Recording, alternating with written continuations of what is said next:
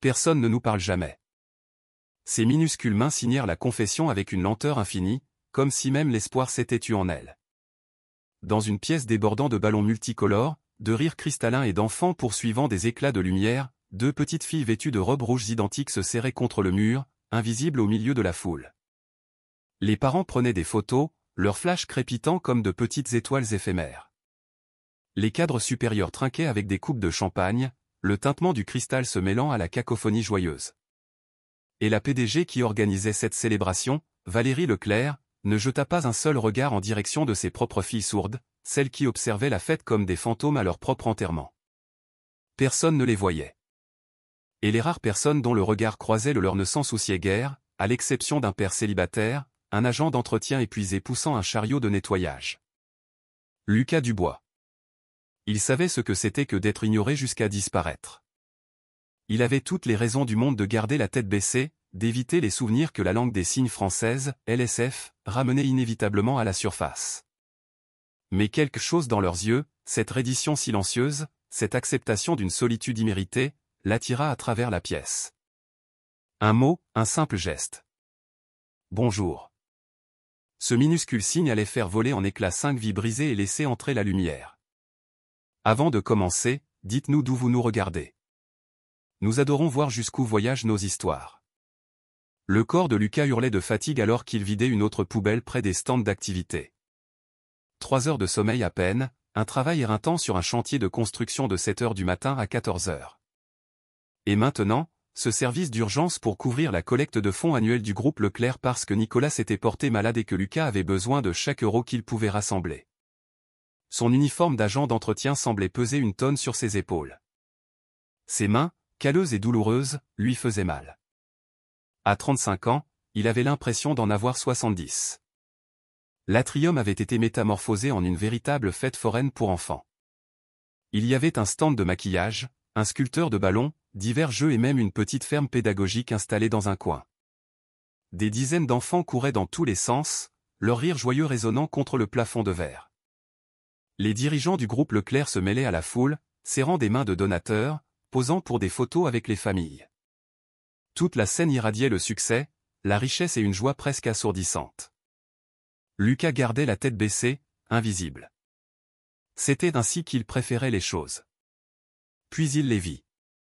2 petites filles assises par terre contre le mur du fond, les genoux ramenés contre leur poitrine, observant le tourbillon d'activité avec des expressions qui serrèrent le cœur de Lucas. Des jumelles identiques, âgées de 6 ans peut-être, avec de longs cheveux roux tombant en cascade sur leur robe rouge. Elles restaient parfaitement immobiles alors que le chaos tourbillonnait autour d'elles. Des enfants passaient en courant sans leur jeter un regard, des adultes les contournaient comme s'il s'agissait de simples meubles. Lucas observa un groupe d'enfants passer en trombe, riant aux éclats. Les yeux des jumelles les suivirent, une lueur d'espoir fugitive brillant un instant. Puis les enfants disparurent vers le stand de maquillage sans même reconnaître l'existence des 2 fillettes. Les visages des jumelles retombèrent dans cette terrible résignation.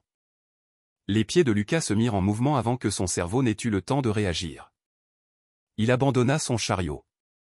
En se rapprochant, il remarqua les petits appareils auditifs nichés dans leurs oreilles. La compréhension le frappa de plein fouet. Elles étaient sourdes. Tout son instinct lui hurlait de faire demi-tour, de s'éloigner, de ne pas s'en mêler. La LSF, c'était se souvenir de Manon, de ses mains qui volaient lors de leur conversation, de son rire silencieux qui faisait trembler ses épaules, de la façon dont elle signait « Je t'aime » chaque soir avant de s'endormir. C'était se souvenir de l'homme qu'il était avant que le chagrin ne l'enterre vivant. Il s'arrêta net. Ses mains se serrèrent en poing. Mais l'une des jumelles le regarda droit dans les yeux, et Lucas y vit quelque chose qui anéantit toutes les défenses qu'il avait mis des années à construire. Ce n'était pas seulement de la solitude, c'était l'acceptation de la solitude. Ses enfants avaient déjà appris qu'elle n'avait aucune importance. Que ferait Manon? La pensée le frappa comme un coup de poing. Sa femme se serait assise avec elle, les aurait fait rire, leur aurait rappelé qu'elle méritait d'être vue. Lucas prit une profonde inspiration. Quand était-il devenu cet homme qui tournait le dos à des enfants qui avaient besoin de la seule chose qu'il pouvait encore offrir? Il s'assit par terre à côté d'elle, ignorant son dos endolori et les regards insistants des cadres qui se demandaient probablement pourquoi l'agent d'entretien s'asseyait avec les invités. Les 2 filles sursautèrent, leurs yeux écarquillés de surprise qu'un adulte les ait enfin approchés. Lucas sentit ses mains rouillées alors qu'elles formaient des signes qu'il n'avait pas utilisés depuis 3 longues années. Mais la mémoire musculaire prit le dessus. « Bonjour, je m'appelle Lucas. »« Comment vous appelez-vous » Les jumelles restèrent bouche bée. Elles se regardèrent, comme pour confirmer qu'elles voyaient bien la même chose, un adulte qui parlait leur langue. Lentement, la fille de gauche répondit, ses petites mains hésitantes. « Je suis Chloé. Voici Léa. Ce sont de très jolis prénoms. Pourquoi êtes-vous assise ici toute seule » Les mains de Léa bougèrent avec une franchise déchirante. Personne ne nous parle. Jamais. Ces mots, ou plutôt ces signes, frappèrent Lucas comme un coup de masse. Ces enfants, à seulement 6 ans, avaient accepté l'invisibilité comme leur condition permanente. Pas aujourd'hui. Eh bien, moi, je vous ai parlé, signa Lucas, sentant quelque chose se fissurer dans sa poitrine, quelque chose qu'il avait gardé verrouillé pendant 3 ans. Et j'ai une question très importante. Savez-vous pourquoi les éléphants n'oublient jamais ? Les 2 jumelles secouèrent la tête, confuses mais intriguées. Personne ne leur disait jamais rien qui vaille la peine d'être oublié. Parce que personne ne leur dit jamais rien à oublier. C'était une blague terrible, le genre que Lucas racontait à ses élèves de LSF pour briser la glace, à l'époque où il était professeur, à l'époque où il était quelqu'un d'autre. Mais le visage sérieux de Léa se fendit d'un minuscule sourire. Les yeux de Chloé s'illuminèrent comme si on avait actionné un interrupteur. « C'est idiot, » signa Chloé. Mais elle souriait. « Vous trouvez ça idiot ? Attendez de voir ma danse de papa. » Avant qu'elle ne puisse répondre, Lucas se lança dans les mouvements de danse les plus embarrassants qu'il put exécuter en position assise.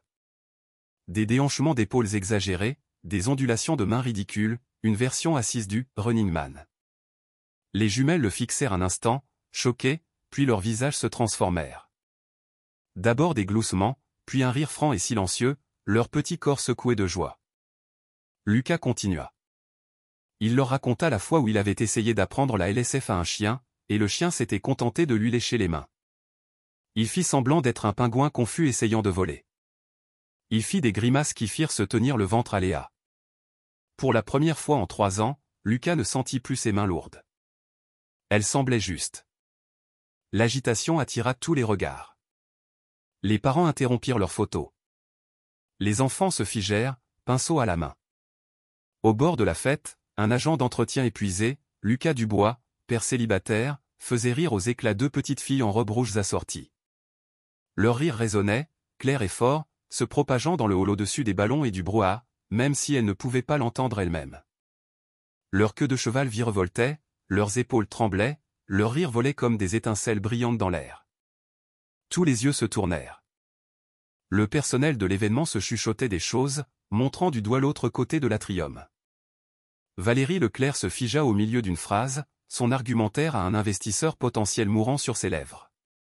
Elle avait été si concentrée sur la conclusion de cet accord, sur le maintien de l'entreprise que son défunt mari avait bâti, sur le contrôle absolu de tout, car le contrôle était la seule chose qui l'empêchait de s'effondrer complètement. Mais maintenant, ses filles, ses précieuses Léa et Chloé, riaient.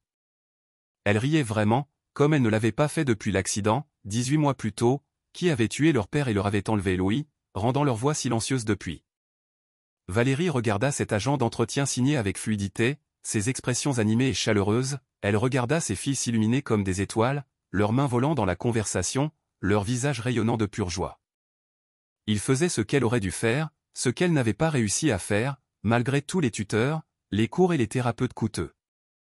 La honte lui brûla la poitrine comme de l'acide. L'investisseur dit quelque chose. Valérie ne l'entendit pas.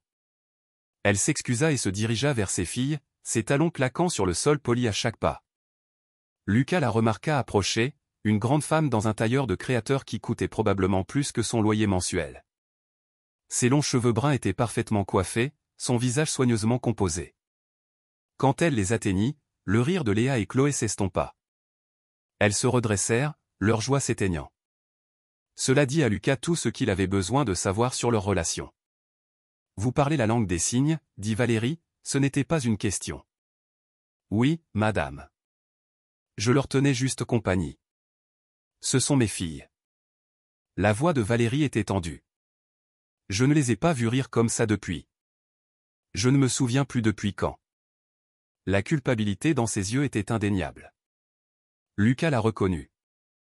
Il voyait la même chose dans le miroir de sa salle de bain à 3 heures du matin, quand il se demandait s'il était en train d'échouer avec Léo. Ce sont des enfants merveilleuses, dit doucement Lucas. Intelligentes, drôles. Elles avaient juste besoin que quelqu'un leur parle. C'est moi qui devrais être capable de faire ça. Les mots sortirent bruts. Lucas commença à répondre, mais Valérie secoua la tête. Je dois vous parler après l'événement. S'il vous plaît. La collecte de fonds se termina à 19 heures. Lucas rassemblait son matériel lorsque Valérie apparut à l'entrée du local de rangement. Elle avait perdu son masque de PDG confiante. Maintenant, elle avait juste l'air fatiguée. Pouvons-nous parler 5 minutes? Ils finirent dans un coin tranquille de la salle de pause des employés. Valérie s'assit en face de Lucas, ses doigts se tordant, un geste nerveux qui la rendait humaine plutôt qu'intouchable. Je m'appelle Valérie Leclerc.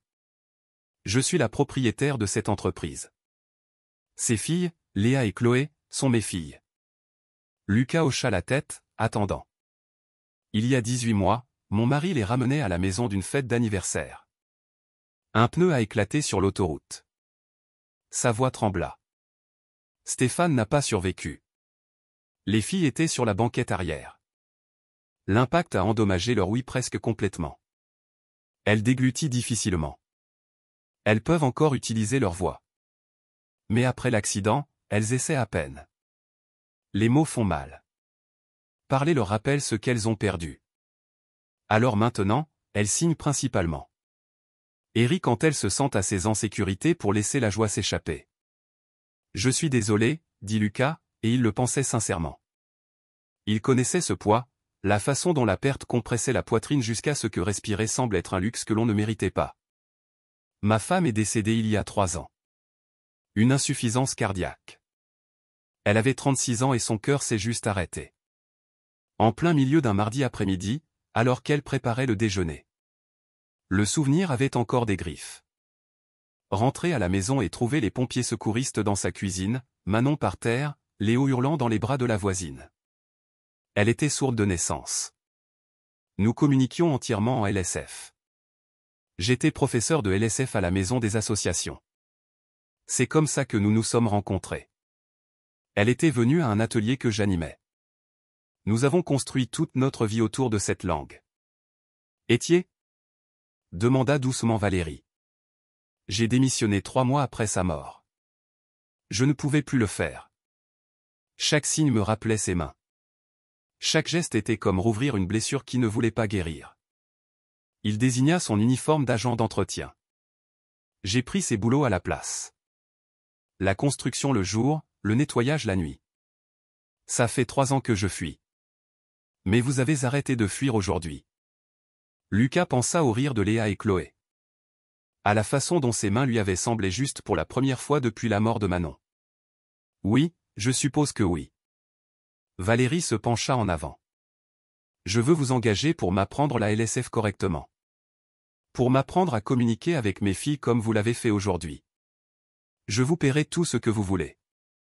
Lucas commença à refuser automatiquement, mais il s'arrêta, réfléchissant vraiment. Aujourd'hui, quand il s'était assis avec ses petites filles, il n'avait pas ressenti le chagrin écrasant auquel il s'attendait. Au lieu de cela, il s'était senti connecté à quelque chose de bon, au souvenir de Manon sans que la douleur ne noie tout le reste, à la passion qu'il avait autrefois pour l'enseignement, à l'homme qu'il était. Peut-être que fuir n'aidait pas. Peut-être qu'honorer Manon signifiait faire ce qu'elle avait le plus aimé, aider les gens à communiquer, construire des ponts, faire en sorte que les enfants sourds se sentent vus. Peut-être qu'il était temps d'arrêter de se punir d'avoir survécu. Je ne veux pas de votre argent, mais je vous apprendrai. Chaque soir avant mon service de nuit, de 20 à 22 heures. 2 heures. Le soulagement inonda le visage de Valérie. Merci. Merci beaucoup.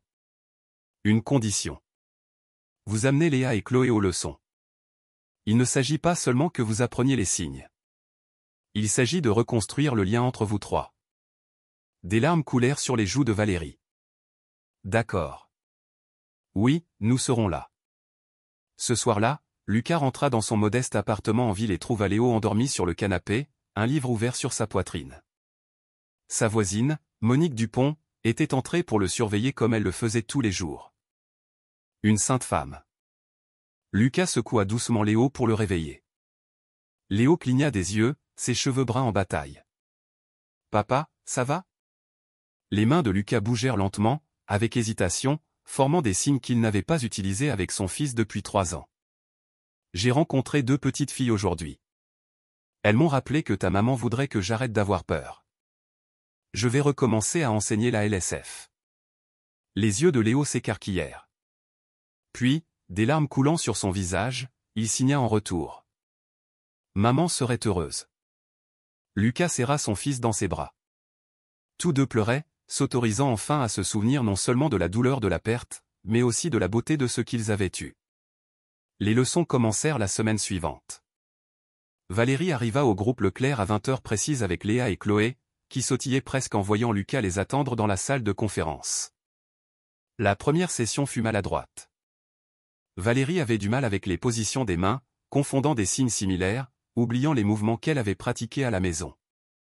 Ses filles la regardaient avec une surprise patiente, clairement choquées que leur mère essaie vraiment. Mais elle continua à venir, chaque soir. Parfois directement après des réunions importantes, encore dans ses tailleurs de pouvoir, d'autres fois en tenue décontractée, ayant quitté le travail plus tôt pour aller chercher les filles elles-mêmes au lieu d'envoyer la nounou. Lucas la regarda se transformer. Le masque rigide de la PDG se fissura un peu plus à chaque leçon. Elle riait de ses propres erreurs. Elle s'illuminait lorsqu'elle réussissait à signer une phrase complète. Plus important encore, elle commençait à vraiment voir ses filles, non pas comme des problèmes à résoudre, mais comme les enfants drôles, intelligentes et aimantes qu'elles étaient. Léa lui apprit le signe du papillon parce que Valérie avait mentionné que les papillons de leur ancien jardin lui manquaient. Chloé signa des blagues que Lucas lui avait apprises, faisant rire sa mère aux larmes. Au cours de leur 3e semaine, pendant qu'elle s'entraînait, les petites mains de Chloé bougèrent délibérément. « Maman, tu t'améliores. » Le visage de Valérie se contracta. « Je suis tellement désolé que ça m'ait pris si longtemps. »« Ce n'est pas grave, » signa Léa. « Tu es là maintenant. » 4 semaines après le début des leçons, la voisine de Lucas, Monique, appela avec de mauvaises nouvelles. Elle était tombée et s'était foulée la cheville. Elle devait se reposer quelques jours. L'estomac de Lucas se noua. Il ne pouvait pas se permettre de manquer le travail. Léo ne pouvait pas rester seul à la maison. « Amenez-le avec vous », dit Valérie quand il expliqua la situation avant la leçon du soir. Les filles n'arrêtent pas de poser des questions sur lui de toute façon. Lucas hésita. Il avait mentionné Léo pendant les leçons. Les jumelles étaient toujours curieuses, signant des questions sur son apparence, son âge, s'il connaissait aussi la LSF. Mais l'amener, c'était comme mélanger sa vie personnelle brisée avec cette nouvelle chose fragile. « Lucas, » dit doucement Valérie, « ce n'est pas grave. Vraiment, amenez-le. » Ce soir-là, Lucas arriva donc avec Léo. Son fils serrait nerveusement les bretelles de son sac à dos, les yeux immenses alors qu'il traversait le hall étincelant avec ses sols en marbre et ses œuvres d'art coûteuses. « Papa, cet endroit est super chic », chuchota Léo. « Attends de voir la salle de conférence, » dit Lucas, essayant de paraître confiant même si son cœur battait la chamade. Et si les enfants ne s'entendaient pas? Et si c'était une erreur? Quand ils entrèrent, Léa et Chloé étaient déjà là, s'entraînant à l'alphabet dactylologique. Les 2 jumelles levèrent les yeux et leurs yeux s'écarquillèrent en voyant le garçon aux cheveux bruns courts debout à côté de Lucas. « Voici mon fils, Léo », signa Lucas, poussant doucement son fils en avant. « Léo, voici les filles dont je t'ai parlé. Léa et Chloé. » Léo resta figé et la poitrine de Lucas se serra. Son fils n'avait pas vraiment interagi avec d'autres enfants depuis la mort de Manon. Il était devenu calme, renfermé, passant le plus clair de son temps seul à lire ou à dessiner. Et si? Puis, les mains de Léo bougèrent lentement, prudemment, formant des signes que Lucas ne l'avait pas vu utiliser depuis des années. « Bonjour, je m'appelle Léo. Ravi de vous rencontrer. » Les visages de Léa et Chloé explosèrent de surprise et de joie. « Tu connais la langue des signes ?» signa Chloé avec excitation. « Ma maman me l'a apprise », signa Léo en retour, et Lucas vit les yeux de son fils briller. Elle était sourde comme vous. Un moment de silence lourd, une compréhension que seuls des enfants ayant perdu un parent pouvaient partager.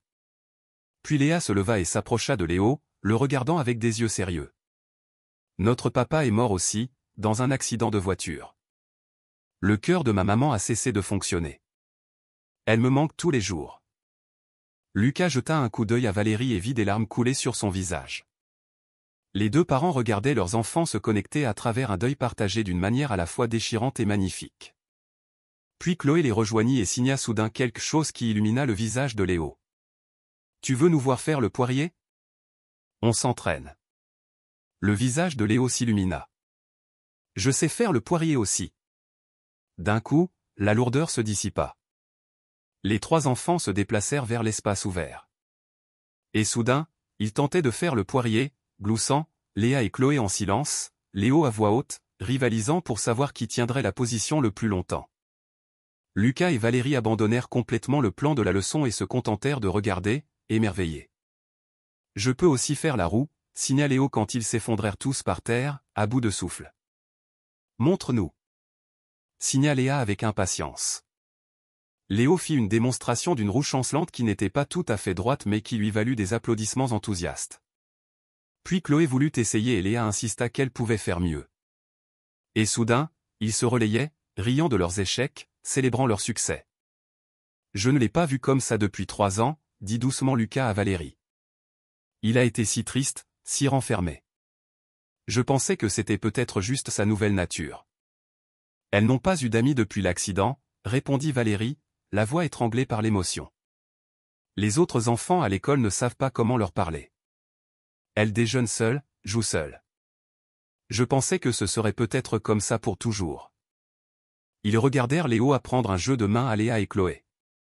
Les mains des 3 enfants bougeant selon des motifs compliqués, trébuchant, riant, essayant à nouveau.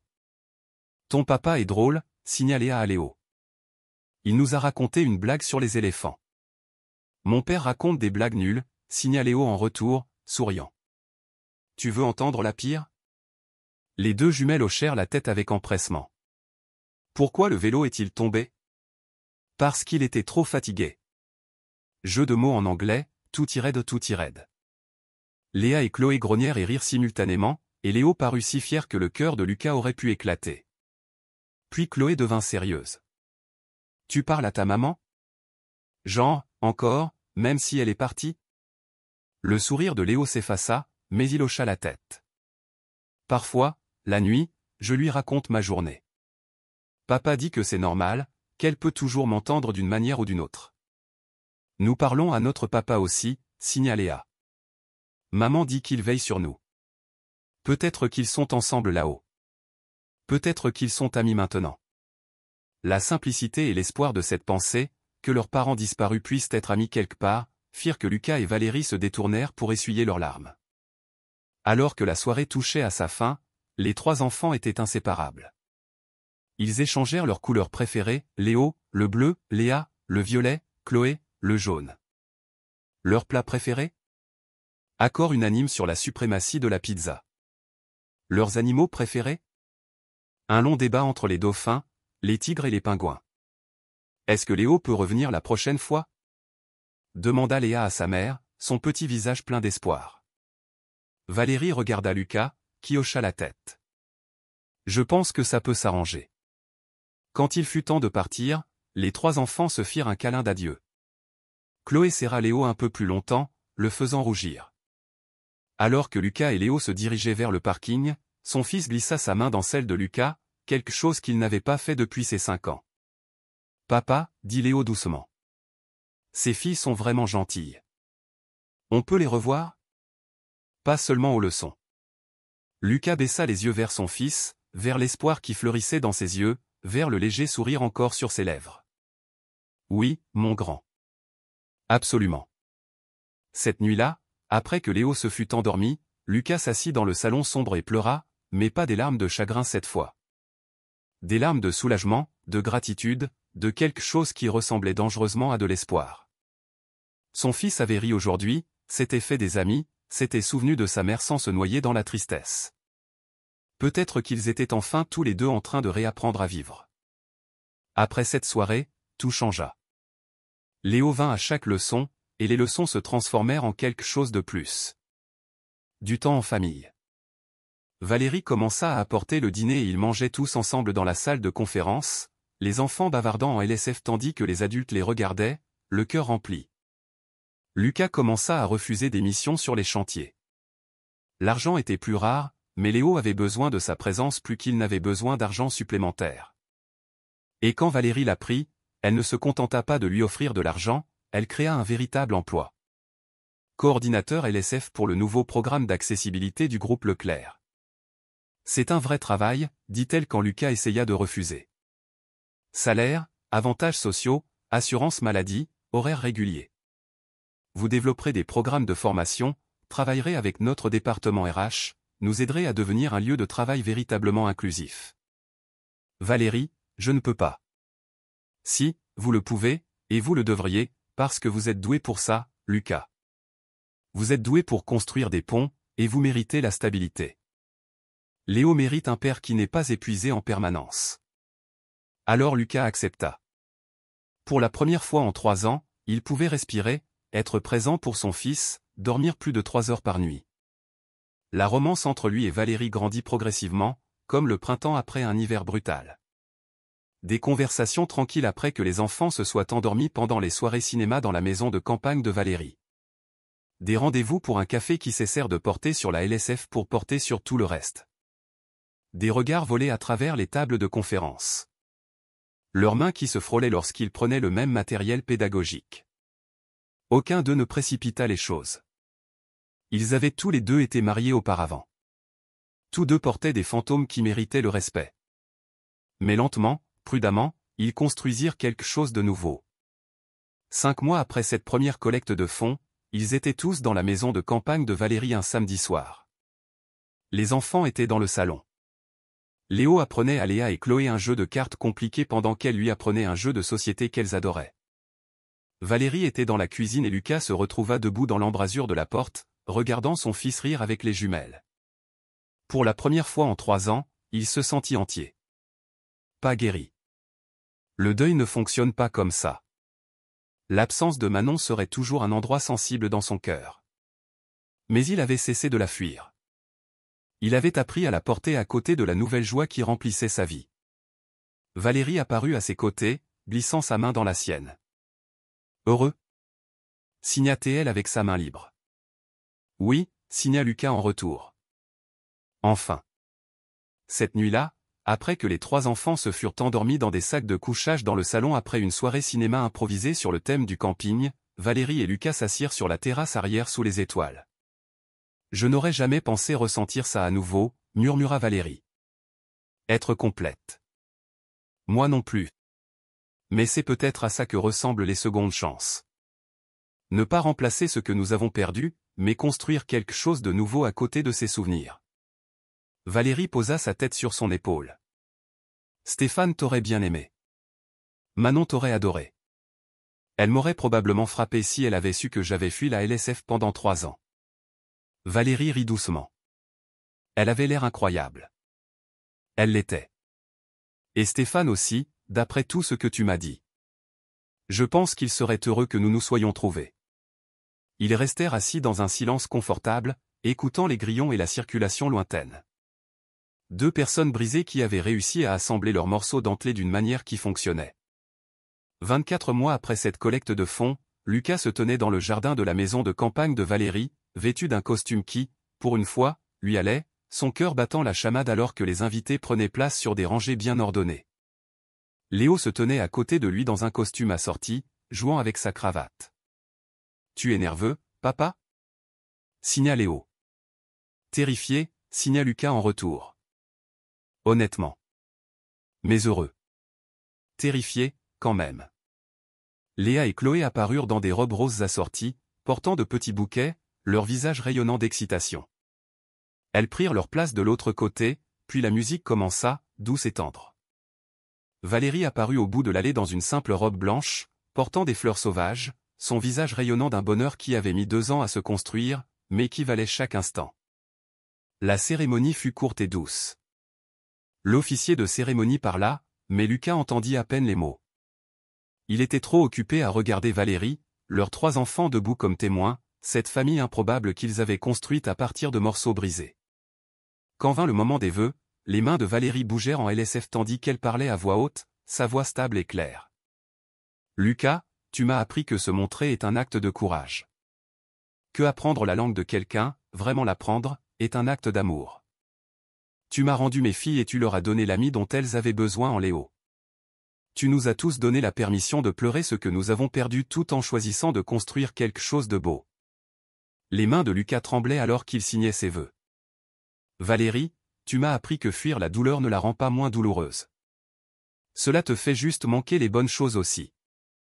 Toi et tes filles m'avaient rappelé que mes mains étaient faites pour construire des ponts, pas pour repousser les gens.